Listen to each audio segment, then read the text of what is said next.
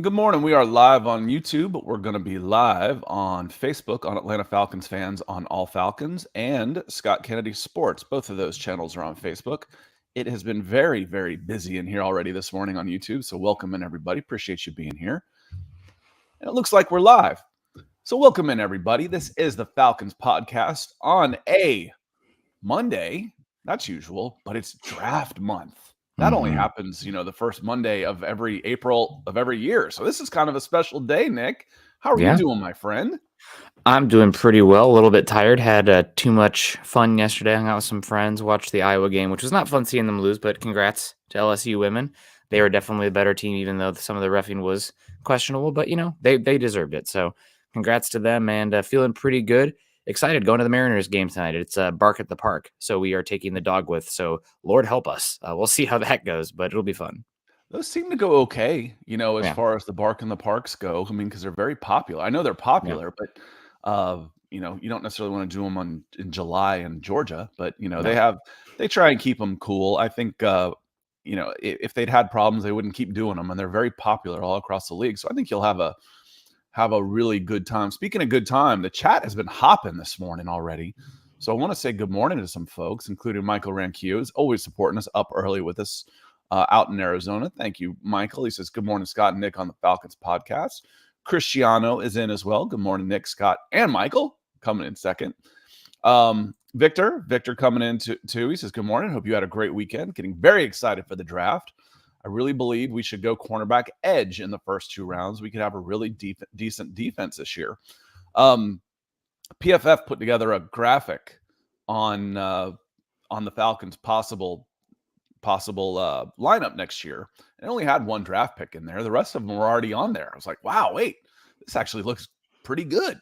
I posted that on the Atlanta Falcons fan on Facebook, and it's been seen by almost 100,000 people. So people are really liking that. Credit it to PFF because they did the work and wanted to make sure that people knew that. But yeah, it's Victor. One of the things that's been interesting to me on this, and Nick, we'll get into this, is if Tyree Wilson has been there, I've been taking him in my mock drafts, but then I get around to the second round, and like my three best available players are all edge. Would that make me want to maybe not take edge early? Or, the Falcons have had 21 sacks. As much money as they spent in free agency, they didn't really get an edge rusher. They got a couple of hybrid defensive tackles. And they got some pressure up the middle, Caden Ellis, David Onyemata, etc. But if my two best players in the first two are both edge, that's all right, don't you think? I couldn't give a flying hoot if you took an edge rusher in the first round and you took a second one. Some people are like, what does that mean for Ebiketie and D'Angelo Malone? Malone? I don't care. This team has been horrible at getting after the passer. There's no such thing as having enough good pass rushers. And guess what? You trade the weakest one. There's no guarantees. We didn't see very much from Malone last season as well. So that's fine. You don't have to go that way. It's not like completely ideal because you have other areas that you could patch up. But for a team that's been dreadful at getting after the quarterback, getting two edge rushers when they're your best players with your first two picks, fine. Go hunt.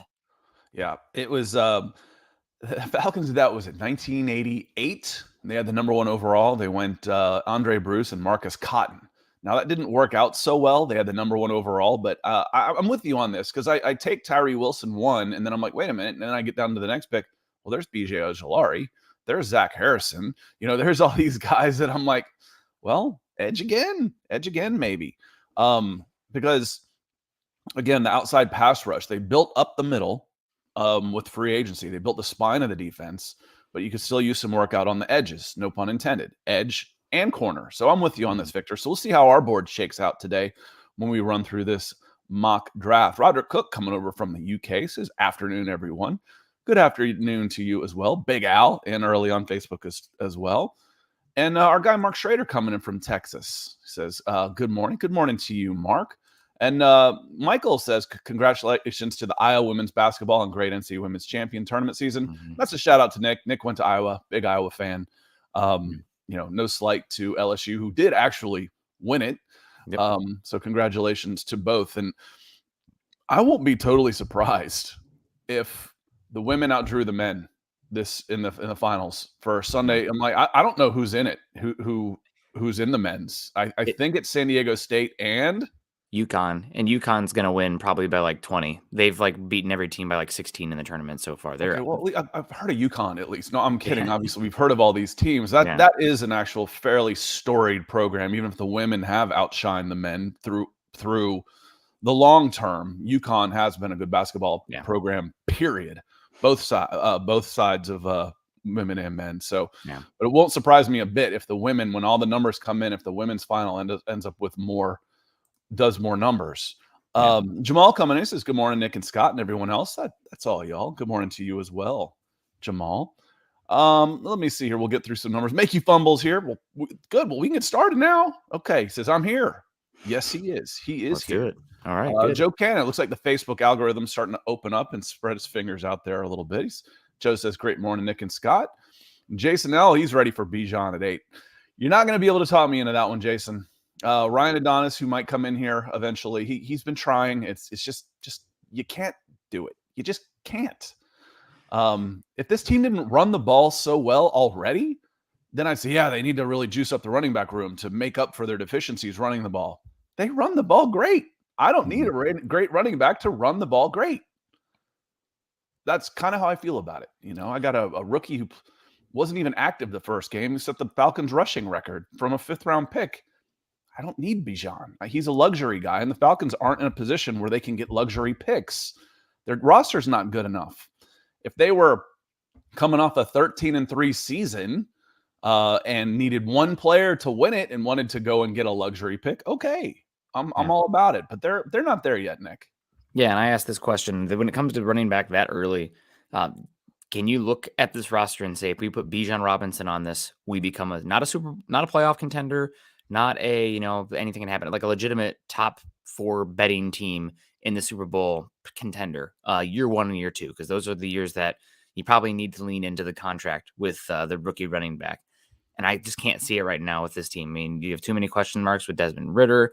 Offensive line still could use a couple of weapons. I mean, outside of your top 2 investments in the pass game, question marks, and edge rusher and cornerback. So I can't see it top 8 with Bijan Robinson, even though I am a big fan of him.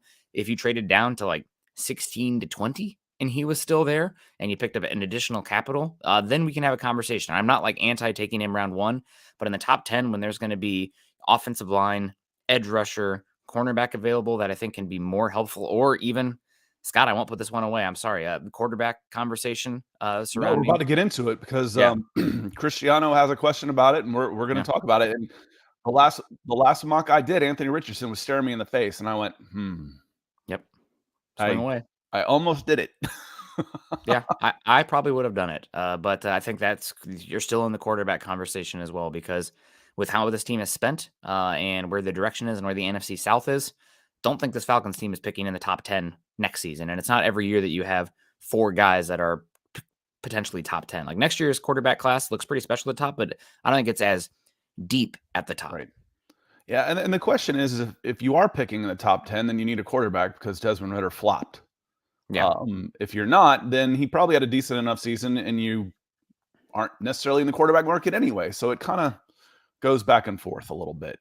I don't know if this roster would flop enough with the Arthur Smith type of offense and how it's pretty pass game proof as anyone can be in the NFL, and with how this team is spent. Like, it would have to be a unbelievable bottom 2, bottom 3 quarterback in the NFL flop to be in that range. And even then, but that's what people are predicting, Nick. DraftKings has the over-under at 6.5. They've won 7 the last 2 games. They're 7-10 and picking 8 in back-to-back seasons.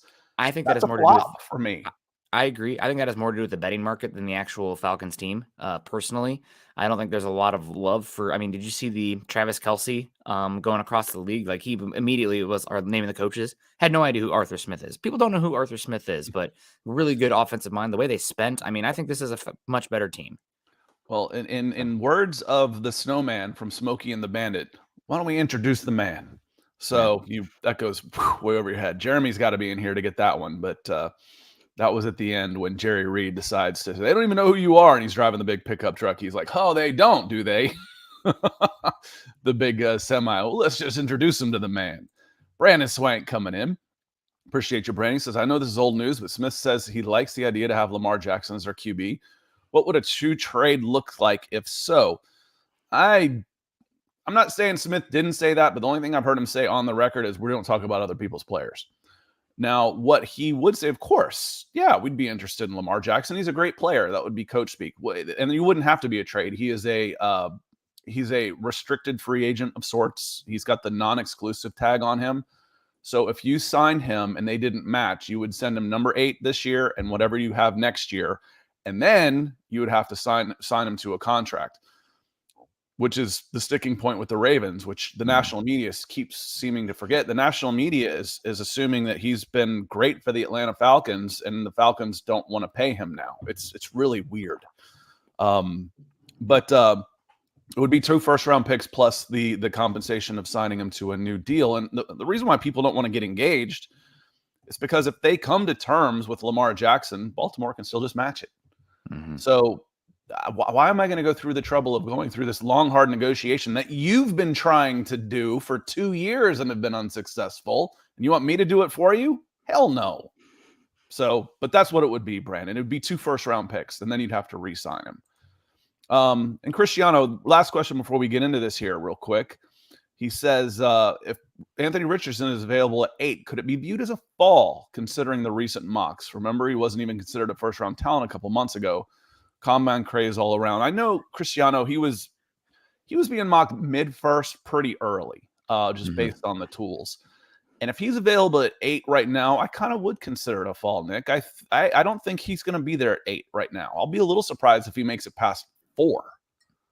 4, 5, 6 really seem to be in the area where he might come off the board. We'll see what happens here, but Richardson is a rare human being in terms of the athletic tools, and with what teams have seen recently with some of these superhero demigod quarterbacks, somebody can lean into it. I mean, and talking about his tape as well, I mean, Florida ran a very vertical oriented offense. There was not a lot of layup shots out there for him, and let's just call it as it is. Their pass catchers were freaking dreadful, running the wrong routes, dropping ones that hit off, like just missing it completely, hitting off their shoulder pads. I mean, it's tough to watch from a supporting cast perspective.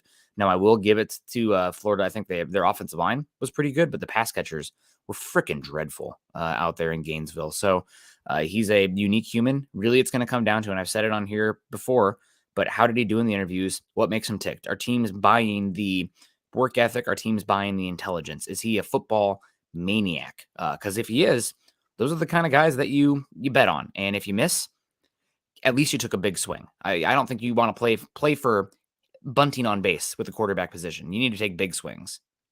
I think he's got a chance to go number 4 to the Colts. It makes a lot of sense to me. Shane Steichen has some runway as a new coach. You know, now the general manager might not. That's the problem. Is Chris Ballard. Yeah. He's kind of on the hot seat in Indianapolis. Shane Steichen will get some time. It makes sense to me for there. Leon Mapstone coming in says, good morning. Good morning, Leon. Glad you found us this morning. Albert Knopper's coming in. Mile High Dutchie. Appreciate you being here. And Ryan Adonis, we were just talking about you, about Bijan Robinson. And he's obviously not a fan of Anthony Richardson. And I get it. Trust me, I do on this one. He says, he hit the roof of the practice field, his most accurate throw yet. 53%. You know, there's some questions in there, but that was his first year of passing last year as a full-time starter was subpar. So I get it. I'd be real interested in being able to bring him in and develop him. You know, you don't necessarily need him right away. But we'll see. Let's see. Let's get into this thing since we got about 15 minutes. Mm-hmm. We want to start a mock draft. We're going to do 7 rounds with the Falcons here real quick. And God, it's addicting because we're going to do it today on the Pro Football Network mock draft. And they offer trades up. I'm like, yeah, I'll do all those. I want to start accumulating picks. Sure, I'll take a 2024 third for this 6th-round pick. Yes. I'll try not to be, too crazy with it. And just real quick before we move on, just that Richardson put a bow on it. Yep.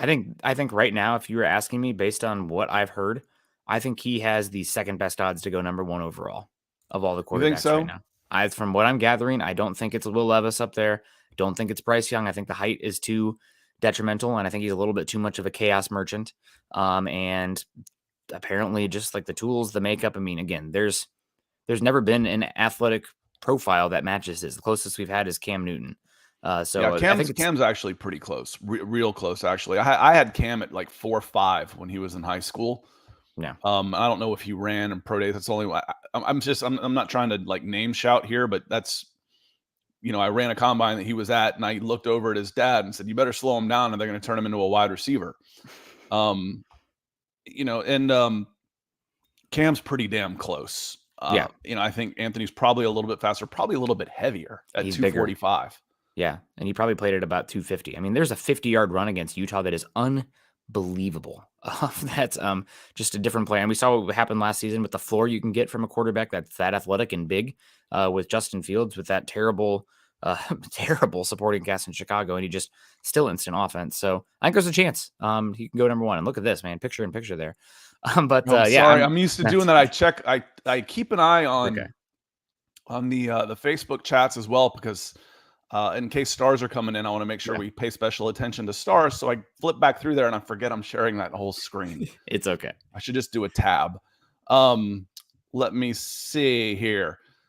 Nathan Floyd coming in here real quick. He says here, good morning, Nathan. He says, hearing rumors of Tennessee wanting to move up to 3 for a quarterback, better chances of one of the big defensive guys falling to the Falcons.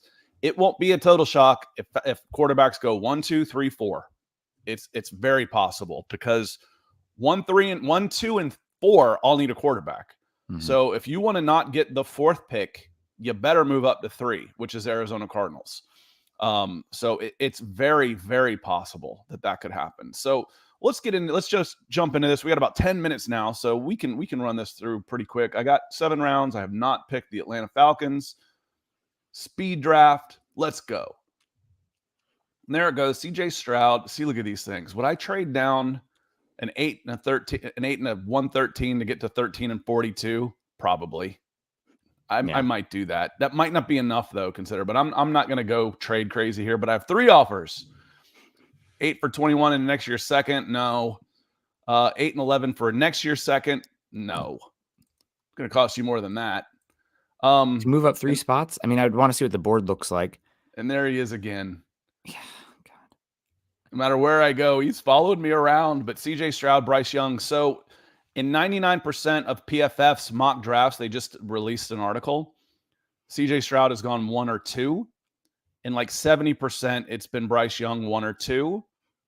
And we've kind of talked that way. Here's the big surprise here is Myles Murphy going in that spot, which gives you a shot at Tyree Wilson. Christian Gonzalez is gone. Will Anderson, Jalen Carter's gone. Anthony Richardson in 4, we just talked about. If I'm going here, I'm asking, do I want, who do I have higher? Do I have like a Devin Witherspoon? Do I need a guy I could play at edge or offensive tackle? Bijan Robinson is right here. Ryan, you're right, and he's going to stay right there, because I don't need a running back to run the ball well with the Atlanta Falcons, and this roster is not in position to have a luxury pick. You mentioned online the other day about, you could make the same argument for Julio Jones being a luxury pick. And I reacted so quickly to the fact that I thought that trade was so bad for the overpay, considering where the Falcons were needing defense. You don't give up 50 points, not at home as the number 1 seed in the playoffs, and trade 5 picks for a freaking receiver. That was moronic. I didn't even get to the point where that was a 13-3 team who could go for a luxury pick. If they wanted to trade and they thought they were 1 guy away, they might have been 1 guy away. But it was a defensive player, not an offensive player. The Falcons aren't there yet. You can't take a luxury pick here.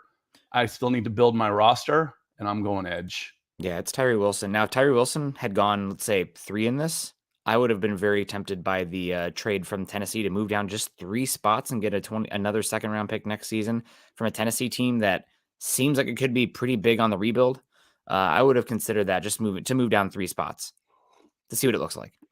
And I would take this one. You have 2 offers. I'd move one spot to pick up a 3rd.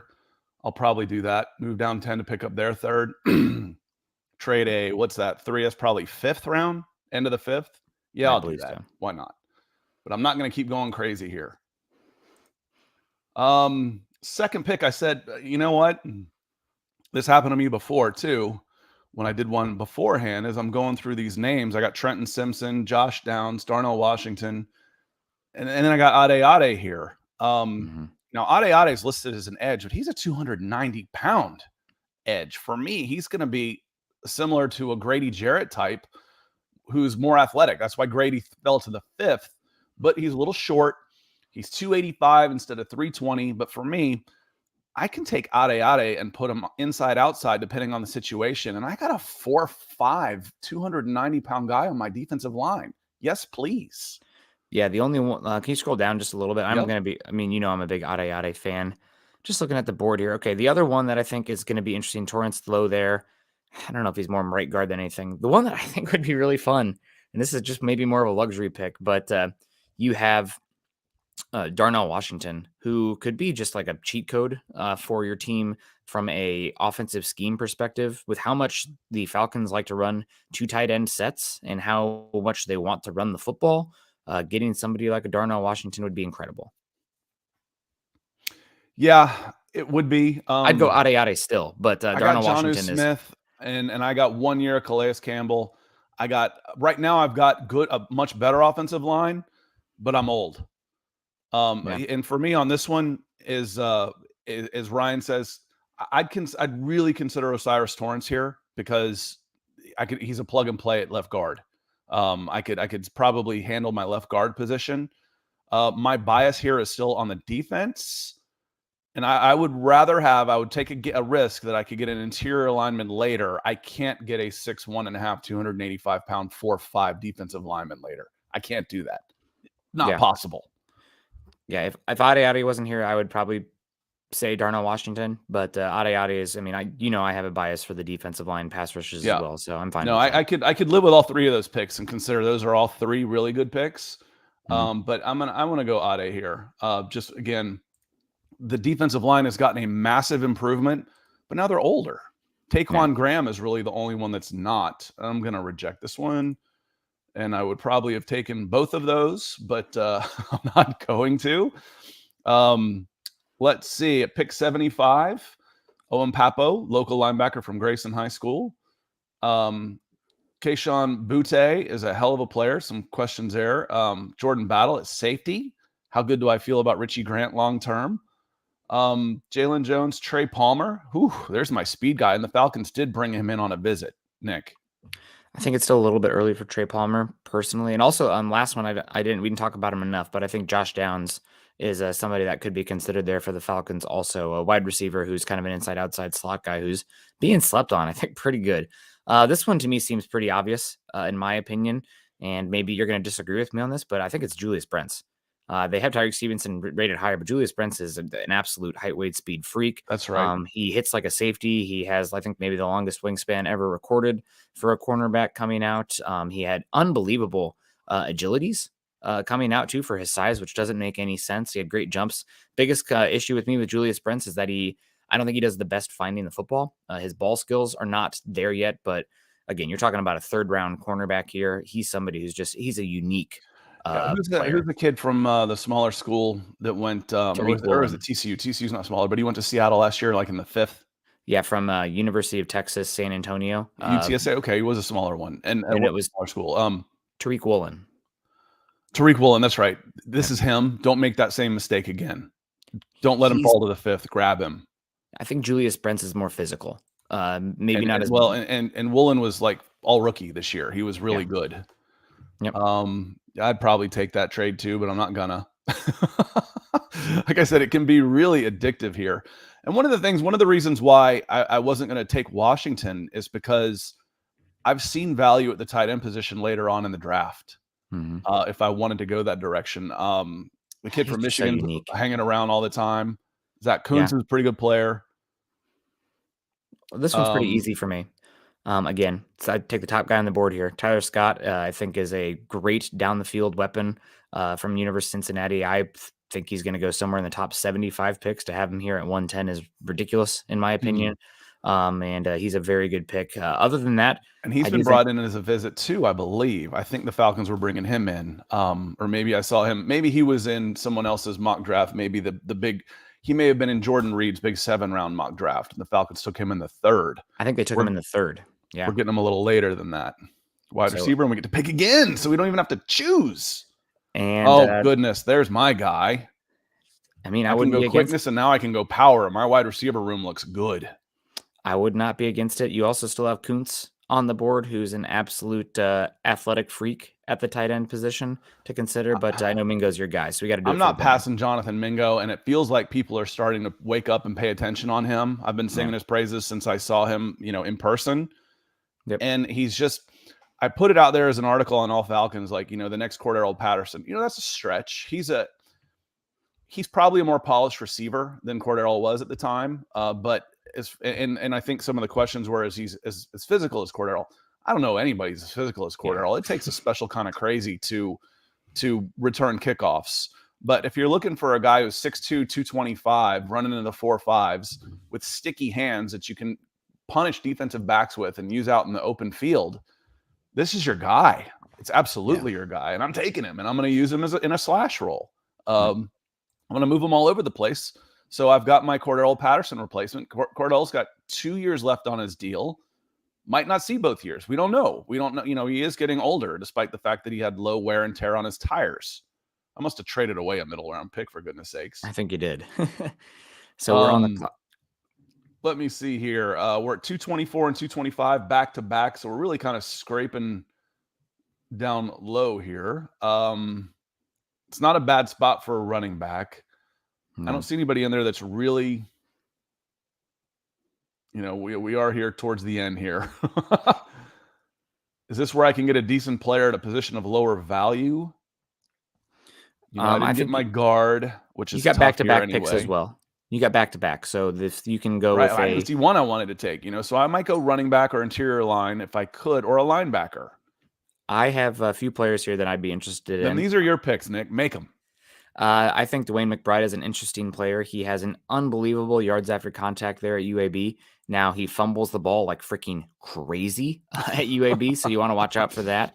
But like the actual flashes, like he has the body type where he could be a big time playmaker and a running back. Got to protect the football, but we're talking about a 7th round pick here. I think you have a chance at a potential starting player. If he's got that kind of athleticism, make him a special teams demon, and then earn your way onto the team. The next one for me is the Keandre Coburn or Brandon Strange. So Keandre Coburn is like a nose tackle from Texas. This is a player who's probably going to be on your practice squad year one. If you scroll down a little bit, you'll see the defensive tackle from Texas. Did we miss him? There he was. Okay, yeah, Coburn, nose tackle from Texas, solid player. I think he's probably, your developmental 0-1 technique type of guy. And again, 7th round, probably practice squad year one, but somebody I think you can get some value from. And also there was Davis Allen's a nice tight end. I think I prefer, if you're going tight end, I prefer the one that was a little bit further down Brandon Strange. And then also, Yasir Abdullah. Yasir Abdullah's not a bad player to get him there. No, that's the one that stands out to me. Yeah, Yasir Abdullah. We do have our biases for those trench players, but I think that'll probably do it for the draft. Yeah, so we went defense early, close here, and let's see if we can zoom in just a little bit. Probably have to zoom out. We went defense early. Tyree Wilson, Ade. Again, these are high upside type of guys. Julius Brents, including him too. So we got our athletes early. Wide receiver, bring something a little bit different to the team in the slot. Jonathan Mingo, for me, is a Cordero Patterson comp. And then running back, an edge to finish. And we picked up a 3rd in 2024. So not bad at all. On that note, let me stop this screen.